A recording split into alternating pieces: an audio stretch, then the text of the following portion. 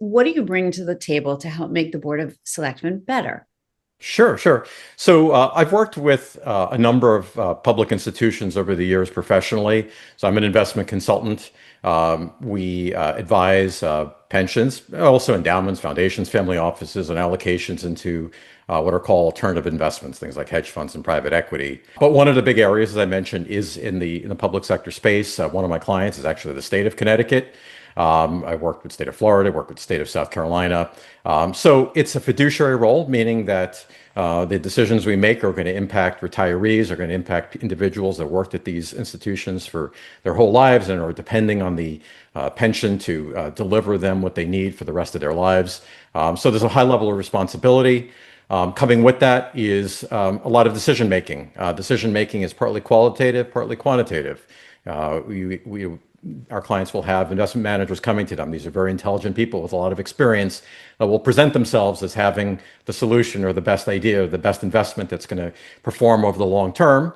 Some of them that may be the case, some of them not. And in the role of an investor, you have to ask those questions. When do you go to the document? When do you probe further? When do you believe what they say? And when do you take that next step? What do you believe? What do you press in further? So there's a lot of analysis and decision making that goes into that. So I think that position of having to analyze a lot of information, manage under uncertainty, I think that brings a certain analytical horsepower to this. There's a financial side of it as well. I've studied accounting. I've looked at I've analyzed companies and done things like valuation models and that sort of thing. So from the financial management of it, and I know this isn't a Board of Finance role, I believe I can have that part of it covered. And then just understanding the ultimate responsibility, the ultimate people that it's designed to help, who are going to be the public. So professionally, I think. That's an area where I think I can my background will help me deliver. With Wilton specifically, I've done some different things around the town. So I'm on the board of the Wilton Library, and it's been a great opportunity to see the institution that we regard as the intellectual and cultural hub of the town, and seeing how the library serves the different parts of the community, the seniors, how it serves children, how it serves teenagers. Obviously, part of it is literature. That's obviously what's in the name, but there are many other things the library does as well. So being involved with that has certainly been an enriching thing. And then the last thing I'd mention is just my kids who have been involved in travel soccer.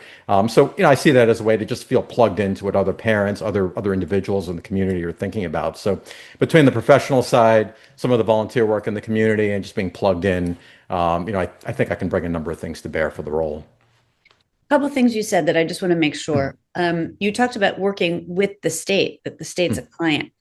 Any conflict for you then? I mean, you see yourself maybe having to recuse yourself, or is it a benefit? I think for me, I honestly, I don't really see a lot of, I don't see any overlap really. This is a municipal role. The state role is a state pension position.